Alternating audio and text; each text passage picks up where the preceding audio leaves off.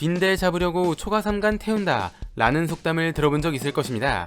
작은 이득을 보려다가 큰 것을 잃는다는 뜻을 가지고 있는데, 여기서 빈대는 사람의 피를 빨아먹고 사는 벌레를 말하는 것이고, 초가삼간은 아주 작은 집을 말하는 것입니다.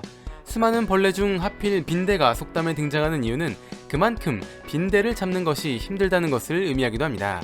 빈대는 약 5mm의 작은 크기를 가지고 있으며 모기나 벼룩처럼 사람이나 동물의 피를 빨아먹고 살지만, 꿀이나 수액도 먹는 다른 벌레와 다르게 빈대는 오로지 피만 빨아먹고 사는 독특한 녀석입니다. 빈대는 굉장히 작고 납작하기 때문에 아주 조그만 틈이 있는 곳이라면 어디서든 살아갈 수 있습니다. 보통 낮에는 어두운 곳에 숨어 있다가 밤에만 나와 활동을 시작하곤 합니다.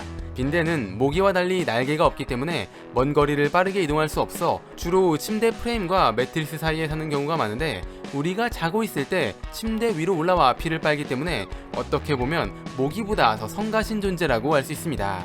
그래서 외국에서는 빈대를 배드버그라고 부르기도 하죠.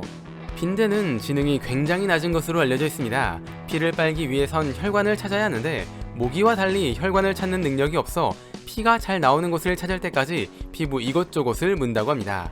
그래서 빈대에 물리면 빨갛게 부어오르는 현상이 피부 여기저기에 나타나게 됩니다.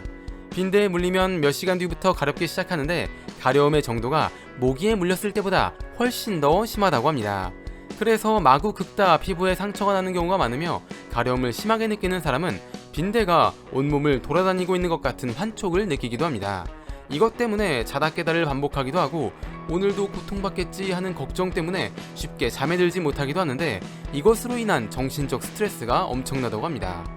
빈대의 짝짓기는 굉장히 독특한 방법으로 이루어집니다. 수컷 빈대는 뾰족한 모양의 생식기를 가지고 있지만 암컷 빈대는 생식기가 없습니다. 그래서 수컷은 암컷의 몸 아무 곳에나 생식기를 찔러 넣어 정자를 주입하는 식으로 짝짓기를 합니다. 암컷의 몸에 들어간 정자 중 일부는 영양분이 되고 일부는 정자 유도관을 따라 이동한 뒤 번식을 하는 데 사용되는데, 암컷 빈대는 하루에 5개에서 10개의 알을 낳는다고 합니다. 빈대는 암컷과 수컷을 구분하는 능력이 없어 때로는 수컷이 수컷을 찌르는 경우가 발생하기도 합니다.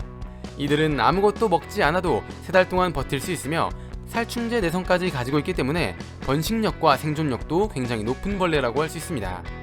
우리나라의 경우 방역과 주거생활 변경으로 1980년대부터 빈대의 수가 급격하게 줄어들었지만, 최근 며칠 사이 빈대 발견 횟수가 늘어나고 있다고 합니다. 특히 서울 용산구에 많이 퍼져 있어 방역을 강화하고 있는 상황입니다. 다행히 빈대는 다른 해충과 다르게 전염병을 옮기지는 않습니다. 그래서 일부의 전문가들은 아직 심각한 단계는 아니라고 말하기도 합니다.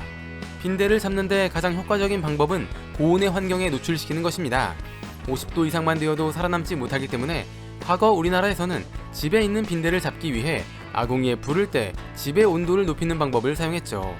그러다 집에 불이 붙어 집이 다 타버리는 상황이 실제로 발생하기도 했다고 합니다. 그래서 이런 속담이 만들어졌는지도 모릅니다. 물론 아직까지 발견된 사실은 없지만 빈대 공포 때문에 지하철 의자에 빈대가 있을 수도 있으니 앉아서 가면 안 된다는 말이 돌고 있기도 합니다.